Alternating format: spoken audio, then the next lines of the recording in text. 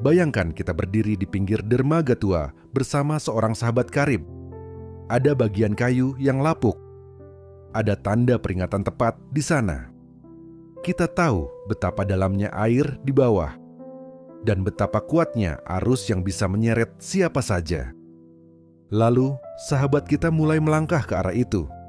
Kita tidak tertidur. Tangan kita tidak terikat. Kita berdiri tepat di sampingnya, melihat setiap langkahnya. Namun tidak mengulurkan tangan, tidak berteriak, bahkan tidak membisikkan satu kata kecil pun. Diam kita di detik itu bukan kekakuan sesaat. Itu adalah sebuah pilihan. Seringkali, diam kita bukan tanda kenetralan. Ia adalah bentuk persetujuan tanpa suara.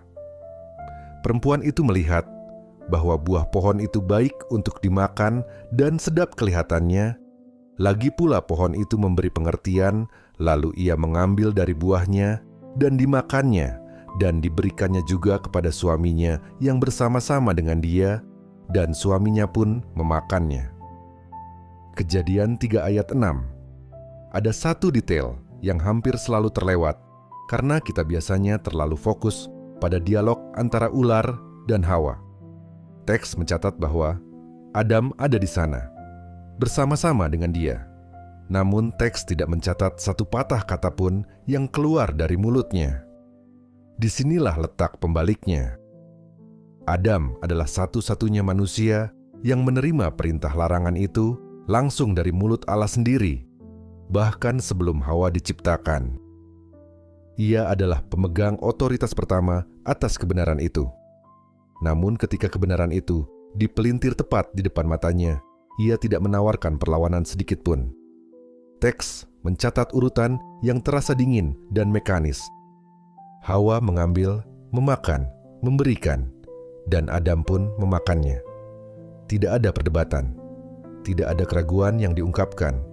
Tidak ada upaya mengingatkan tentang perintah yang masih segar di ingatannya. Keheningan Adam di momen itu jauh lebih berbicara daripada penjelasan panjang manapun. Ia menunjukkan seorang manusia yang menyerah pada arus tanpa satu kata penolakan. Kita punya kecenderungan yang sangat kuat untuk mencari orang lain sebagai tameng saat melakukan kesalahan. Kita merasa lebih aman jika kita bukan yang pertama melanggar batas. Seolah-olah mengikuti jejak orang lain akan meringankan beban tanggung jawab yang harus kita pikul. Ada kenyamanan yang semu dalam menunggu. Membiarkan orang lain mengetes batas lebih dulu, sementara kita berdiri diam di bayang-bayang.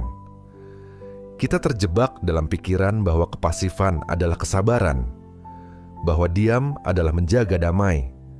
Padahal seringkali itu hanya cara kita menghindari beban untuk berdiri bagi kebenaran. Dengan memilih untuk tidak menolak, kita memberikan persetujuan yang paling penuh terhadap kesalahan itu. Kita mematikan nalar kita sendiri demi kenyamanan untuk tidak harus berkata tidak. Jika kita perhatikan, ada sesuatu yang menarik dalam teks ini. Hawa tidak digambarkan sebagai penggoda yang harus membujuk Adam berjam-jam. Ia hanya memberikan, dan Adam langsung menerima. Seolah-olah Adam memang sudah menunggu, tanpa harus menjadi orang yang memulainya. Dosa Adam bukan hanya terletak pada tindakan memakannya. Ia terletak pada pengkhianatan terhadap mandat penjagaan yang diberikan sejak awal. Adam diperintahkan untuk syamar, kata dalam bahasa Ibrani yang berarti memelihara, menjaga, melindungi batas-batas yang sakral. Bukan sekadar hadir, tapi secara aktif berdiri di depan batas itu. Di momen krusial ini, Adam gagal menjalankan mandat itu sepenuhnya.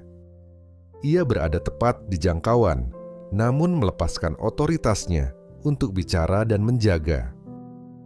Detail tentang bersama-sama dengan dia dan kecepatan Adam menerima buah itu membongkar satu sisi yang tidak nyaman. Kita sering sengaja memilih untuk tidak melihat dan tidak mendengar, agar bisa menikmati kesalahan yang sudah dimulai orang lain. Mungkin Jenis ketidaktaatan yang paling berbahaya bukanlah perlawanan yang nyaring terhadap Tuhan, melainkan keheningan kita saat kebenaran sedang disingkirkan tepat di hadapan kita.